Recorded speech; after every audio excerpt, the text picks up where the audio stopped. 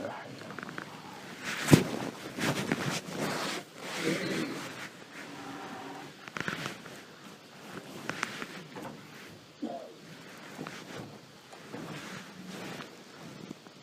الله الرحمن الرحيم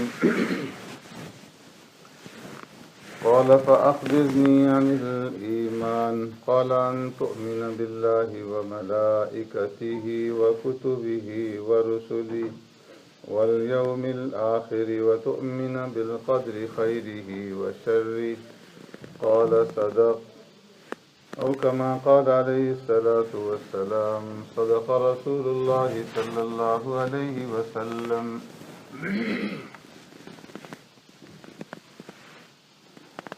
اس سے پہلے آپ حضرات کے سامنے ایمان کے 4 ارکان کے بارے میں ذکر ہو چکا. ان تؤمن باللہ، اللہ کی ذات کے اوپر ایمان لانا، وملائکتہ، اور اس کے فرشتوں کے اوپر ایمان لانا، وکتبہ، اور اس کی کتابوں کے اوپر ایمان لانا، ورسلہ، اور اس کے رسولوں کے اوپر ایمان لانا. اب ایمان کا جو 5واں رکن ہے والیوم الآخر، وہ آخرت کے دن کے اوپر ایمان لانا ہے. اب فرمایا کہ تمام آسمانی شریعتوں میں اللہ تبارک و تعالیٰ کی وحدانیت، اس کی توحید کی دعوت دینے کے بعد، عقیدہ توحید سکھلانے کے بعد عقیدہ آخرت کی تعلیم دی گئی اور عقیدہ آخرت بھی سکھلایا گیا ہے کہ جس طرح اس جہان کی ایک ابتدا ہے، اسی طرح اس کی ایک انتہا بھی ہے. جس طرح مبدا ہے اسی طرح معاد ہے. ابتدائی عالم ہے تو انتہائی عالم ہے، کہ انسانوں نے اپنے رب کے سامنے پیش ہونا ہے اور اس زندگی کا حساب دینا ہے، اور پھر اس کے مطابق اللہ تبارک و تعالیٰ کی طرف سے اس کے اوپر جزا اور سزا ہونی ہے، اور بندوں کو ان کے اعمال کا بدلہ اللہ تبارک و تعالیٰ کی طرف سے ملنا ہے. تو اس لیے اللہ تبارک و تعالیٰ نے ایمان والوں کی جو صفات بیان فرمائی ہیں، ان میں سے ایک صفت یہ بھی ہے کہ وَبِالْآخِرَةِ هُمْ يُوقِنُونَ، کہ ایمان والے وہ لوگ ہیں کہ جو آخرت کے اوپر یقین رکھتے ہیں. اور عالم آخرت جو ہے اس کے 2 اجزاء ہیں. ایک حصہ اس کا جو شروع ہوتا ہے وہ موت سے شروع ہوتا ہے اور حشر تک، اور دوسرا حصہ حشر سے لے کر کے پھر آگے ابد الآباد تک ہے، کہ جب انسان کی موت آتی ہے تو اس وقت سے آخرت کا نقشہ جو ہے وہ ظاہر ہو جاتا ہے. اور فرمایا کہ انسان کو مرنے کے بعد پھر دوبارہ زندگی ملنی ہے اور دوبارہ اس کو اٹھایا جانا ہے. اور یہی وہ بات تھی کہ جس کے اوپر کفار کو اعتراض تھا کہ یہ کیسے ہو سکتا ہے کہ جس وقت انسان گل سڑ جائے گا، اس کی ہڈیاں جو ہیں وہ بوسیدہ ہو کر کے مٹی میں مل جائیں گی، تو کس طریقے سے دوبارہ پھر اس کو زندہ کیا جائے گا. تو اللہ تبارک و تعالیٰ نے جا بجا قرآن کریم کے اندر اس کا جواب دیا کہ جس طرح ہم نے پہلی مرتبہ انسان کو پیدا کیا، اسی طرح ہم اس کو دوبارہ پیدا کر دیں گے. اور یہ پیدا کرنا ہمارے لیے کوئی مشکل نہیں ہے، کہ جب انسان کا سرے سے وجود ہی کوئی نہیں تھا تو اس وقت ہم نے اس انسان کو وجود دیا، نیف سے ہضم کیا، اور جب ایک دفعہ یہ انسان وجود کے اندر آ گیا ہے تو اب اس کا دوبارہ پیدا کرنا یہ ہمارے لیے کوئی مشکل نہیں. اور پھر دنیا کے اندر بھی اللہ تبارک و تعالیٰ نے اس کی نظائر، اس کی مثالیں دکھلائیں، زندہ کر کے دکھلایا لوگوں کو کہ کس طریقے سے میں دوبارہ زندہ کرتا ہوں. جس طرح کہ ایک قوم تھی، الم تر الی الذین خرجوا من دیارہم وهم الوف حذر الموت فقال لهم اللہ موتوا ثم احیاہم. طاعون آیا، اور طاعون کی وجہ سے پوری قوم جو ہے، پوری بستی جو لاکھوں کے اوپر افراد پر مشتمل تھی، وہاں سے نکل کھڑی ہوئی، اور راستے میں اللہ تبارک و تعالیٰ نے ان کے اوپر موت بھیج دی کہ تم مجھ سے بھاگ کر کے کہاں جاؤ گے، موت کے ڈر سے تم بھاگ رہے ہو۔ تو اللہ تبارک و تعالیٰ نے ایک فرشتے کو بھیجا جہاں انہوں نے قیام کیا ہوا تھا ایک بڑے میدان کے اندر، اور فرشتے نے آواز لگائی اور سب کے سب ڈھیر ہو گئے۔ پھر ایک زمانے کے بعد حضرت حزقیل علیہ الصلوۃ والسلام کا وہاں سے گزر ہوا، دیکھا کہ انسانی ہڈیاں ہی ہڈیاں چاروں طرف ہیں، تو انہیں بڑی تشویش ہوئی، اور پھر اللہ تبارک و تعالیٰ نے وحی کے ذریعے سے بتایا کہ اس طریقے سے ہم نے ان لوگوں کے اوپر موت جو ہے وہ بھیجی۔ انہوں نے پھر اللہ سے دعا کی تو اللہ نے فرمایا کہ ثم احیاہم، پھر ہم نے ان سب کو دوبارہ زندہ کر دیا۔ اسی طریقے سے حضرت عزیر علیہ الصلوۃ والسلام ہیں، جا رہے تھے راستے کے اندر، دیکھا کہ پوری بستی جو ہے وہ اجاڑ پڑی ہوئی ہے، تو ان کے دل کے اندر یہ خیال پیدا ہوا کہ اے اللہ انا یحیی، آپ دوبارہ ان کو کس طرح سے زندہ کریں گے؟ تو فاماتہ اللہ مئۃ عام ثم بعثہ، اللہ تبارک و تعالیٰ نے حضرت عزیر علیہ الصلوۃ والسلام کے اوپر اسی وقت موت واقع کر دی، موت طاری کر دی، 100 سال تک مردہ رہے۔ ثم احیا، پھر اس کے بعد اللہ تبارک و تعالیٰ نے انہیں دوبارہ زندہ کیا۔ قال کم لبثت، قال لبثت یوما او بعض یوم، پوچھا کہ کتنی دیر تم اس حال میں رہے، مرنے کی حالت میں رہے؟ تو عرض کیا کہ اللہ لبثت یوما او بعض یوم، ایک دن یا ایک دن کا کچھ حصہ۔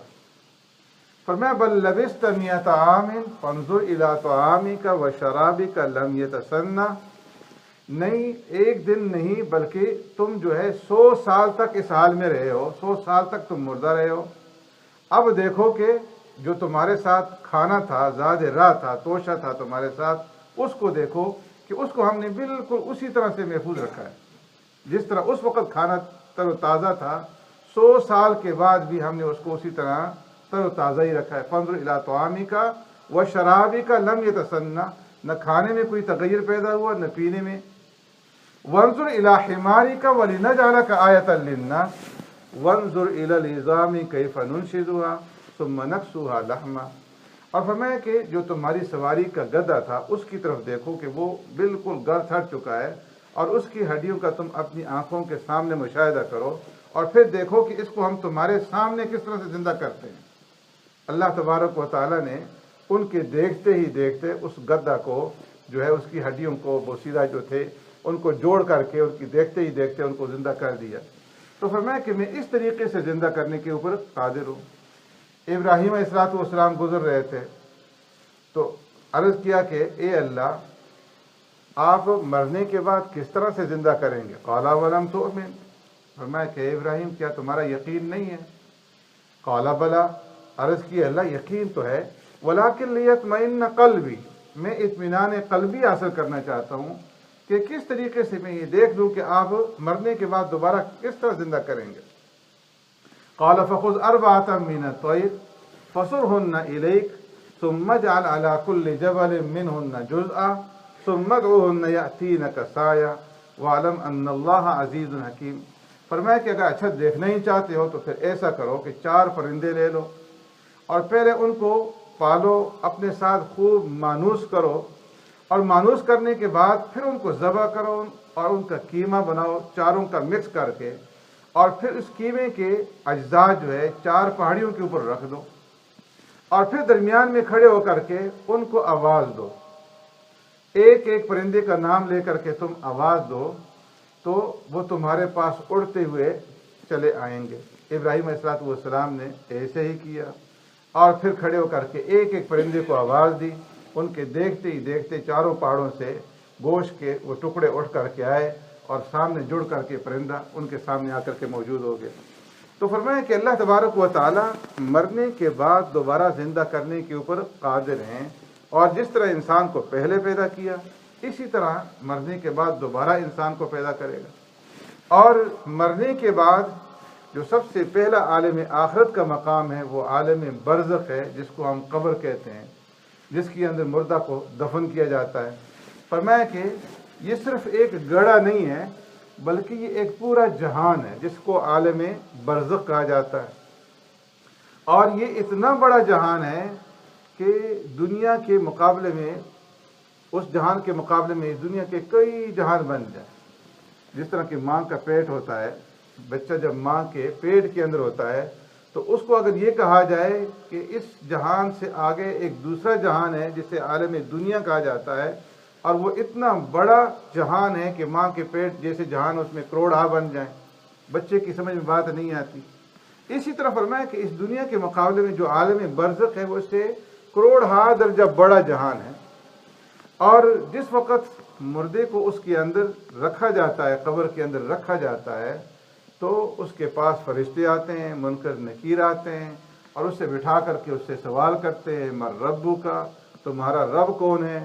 من نبیوں کا، تمہارا نبی کون ہے؟ ما دینوں کا، تمہارا دین کیا ہے؟ اور وہ جواب دیتا ہے، ربی اللہ، میرا رب اللہ ہے، نبی محمد صلی اللہ علیہ وسلم، میرے نبی محمد صلی اللہ علیہ وسلم ہے، دینی الاسلام، میرا دین اسلام ہے۔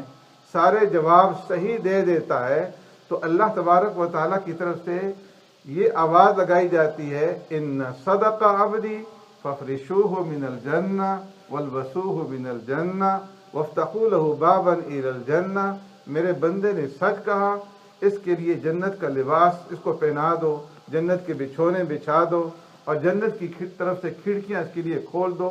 وَيَمُدُّ لَهُ قَبَرُ مَدَّ بَصَرِهِ، اور اس کی قبر کو اتنا وسیع اور کشادہ کر دیا جاتا ہے جہاں تک اس کی نگاہ پہنچتی۔ اب ہم یہاں سے جب نگاہ اٹھاتے ہیں تو آسمانوں تک ہماری نگاہ پہنچتی، اور زمین سے لے کر کے آسمان تک 500 سال کی مسافت ہے۔ تو ایک ایک مومن کو عالم برزخ کے اندر اتنا جہان دیا جائے گا۔ صرف وہ معمولی سی قبر نہیں ہے، بلکہ جو بندہ ایماندار ہے اور جو کامیاب ہو گیا امتحان کے اندر، اس کو اتنا بڑا جہان عالم برزخ کے اندر ملے گا جہاں تک اس کی نگاہ پہنچے گی۔ تو فرمایا کہ یہ عالم برزخ اہل ایمان کے لیے، اور جو کافر ہیں ان سے جب سوال ہوتا ہے من ربو کا، ما دینوں کا، من نبیوں کا، تو ایک ہی جواب ملتا ہے، ہاں لا ادری، ہاں لا ادری، ہائے ہائے مجھے کچھ معلوم نہیں، ہائے ہائے مجھے کچھ معلوم نہیں۔ تو آواز آتی ہے کہ اس نے جھوٹ کہا، اس کے لیے جہنم کا بچھونا بچھا دو، اور جہنم کا لباس پہنا دو، اور جہنم کی طرف سے کھڑکیاں اس کے لیے کھول دو، اور فرمایا پھر قیامت تک وہ اسی عذاب کے اندر مبتلا رہتا ہے۔ تو قبر میں پہنچنے کے بعد، عالم برزخ میں پہنچنے کے بعد، انسان نے دنیا میں جو کچھ کیا ہوتا ہے اس کا نمونہ اس کے سامنے آ جاتا ہے۔ نیک اعمال کیے ہوتے ہیں یا برے اعمال کیے ہوتے ہیں، اس کا نمونہ اس کے سامنے آ جاتا ہے، اور کچھ سزا اور جزا اس کو عالم برزخی میں ملنا شروع ہو جاتی ہے۔ اصل جو سزا اور جزا ہوگی وہ تو آخرت کے اندر حساب کتاب کے بعد ہوگی، لیکن برزخی سے یہ سزا جو ہے اس کا نمونہ اس کو دکھلا دیا جاتا ہے۔ تو فرمایا کہ مرنے کے بعد جو پہلا جہان ہے وہ عالم برزخ کا ہے، اور پھر اس کے بعد انبیاء علیہ الصلوۃ والسلام نے بتایا، قرآن کریم نے بتلایا کہ قیامت برپا ہوگی، اور یہ سارا نظام دنیا کا جو ہے یہ ختم ہو جائے گا۔ عالم آخرت کی ابتدا جو ہے وہ قیامت ہوگی کہ اسرافیل علیہ الصلوۃ والسلام سور پھونکیں گے، اور سور کب پھونکا جائے گا؟ اور میں صحیح علم تو اللہ تبارک و تعالیٰ کو ہے، لیکن اتنی علامت و نشانی بیان کر دی گئی کہ جمعہ کا دن ہوگا، اور محرم کی 10ویں تاریخ ہوگی، عاشورہ کا دن ہوگا، صبح کا وقت ہوگا، لوگ اپنے اپنے کام کاج کے اندر مشغول ہوں گے کہ اچانک ایک باریک سی آواز سنائی دے گی ہر ایک انسان کو پورے دنیا کے اندر، اور پھر وہ آواز جو ہے بڑھتی جائے گی، اور جو آواز بڑھے گی اس کے اندر تیزی آئے گی تو انسان مر جائیں گے، روحیں بے ہوش ہو جائیں گی، اور پھر جب وہ زیادہ بڑھ جائے گی تو پھر یہ ساری نظام جو ہے یہ ختم ہو جائے گا۔ القاریہ ما القاریہ وما ادراک ما القاریہ، کھڑکھڑانے والی، اور کیا ہے وہ کھڑکھڑانے والی؟ یوم یکون الناس کالفراش المبثوث، فرمایا کہ انسان پتنگوں کی طرح جو ہے وہ بکھرے ہوئے ہوں گے، وتکون الجبال کالعہن المنفوش، اور پہاڑ جو ہے روئی کی گالوں کی طرح اڑتے پھریں گے۔ اذا السماء انفطرت، آسمان جو ہے وہ ریزہ ریزہ ہو جائے گا۔ اذا الشمس کورت، سورج کو جو ہے لپیٹ دیا جائے گا۔ وَإِذَا النُّجُومُ انْكَدَرَتْ، ستاروں کی روشنی ختم ہو جائے گی۔ تو یہ سارا نظام جو ہے یہ ختم ہو جائے گا، اور اس طریقے سے اس کائنات کے اندر جو کچھ بھی ہوگا وہ سب کچھ فنا ہو جائے گا۔ ایک آخر میں اسرافیل صلوٰت والسلام کی ذات رہ جائے گی۔ اللہ تبارک و تعالیٰ پوچھیں گے اسرافیل کوئی باقی رہا؟ عرض کریں گے اے اللہ کوئی نہیں رہا سوائے میرے۔ فرمائیں اللہ کی طرف سے حکم ہوگا کہ تو بھی مر جا۔ اسرافیل صلوٰت والسلام کے اوپر بھی موت آ جائے گی، اور پھر اللہ تبارک و تعالیٰ اعلان فرمائیں گے لمن الملک اليوم للہ الواحد القہار۔ آج کس کی بادشاہت ہے؟ کہاں ہے وہ دنیا کے بڑے بڑے بادشاہ؟ آج کس کی بادشاہت ہے؟ پھر خود ہی جواب دیں گے للہ الواحد القہار۔ آج ایک ہی ذات کی بادشاہت ہے جو ایک اکیلا ہے اور جو قہار ہے۔ تو اللہ تبارک و تعالیٰ نے اس کا ذکر فرمایا فَإِذَا نُفِخَ فِي الصُّورِ، جس وقت سور کے اندر پھونکا جائے گا، فَصَعِقَ مَن فِي السَّمَاوَاتِ وَمَن فِي الْأَرْضِ، جو کچھ آسمانوں کے اندر ہے، جو کچھ زمین کے اندر ہے، یہ سب کے اوپر جو ہے بے ہوشی طاری ہو جائے گی، اور سارا نظام جو ہے یہ تیس نیست ہو جائے گا۔ سبحانک اللہم وبحمدک نشہد ان لا الہ الا انت نستغفرک۔ الحمدللہ رب العالمین والعاقبۃ للمتقین والصلاة والسلام علی خیر خلقہ محمد وعلی آلہ واصحابہ اجمعین۔ ربنا ظلمنا انفسنا وان لم تغفر لنا وترحمنا لنكونن من الخاسرین۔ ربنا واعف عنا واغفر لنا وارحمنا انت مولانا فانصرنا على القوم الكافرین۔ اللهم اشف مرضانا ومرضى المسلمين، اللهم يا شافي الامراض اشف مرضانا ومرضى المسلمين۔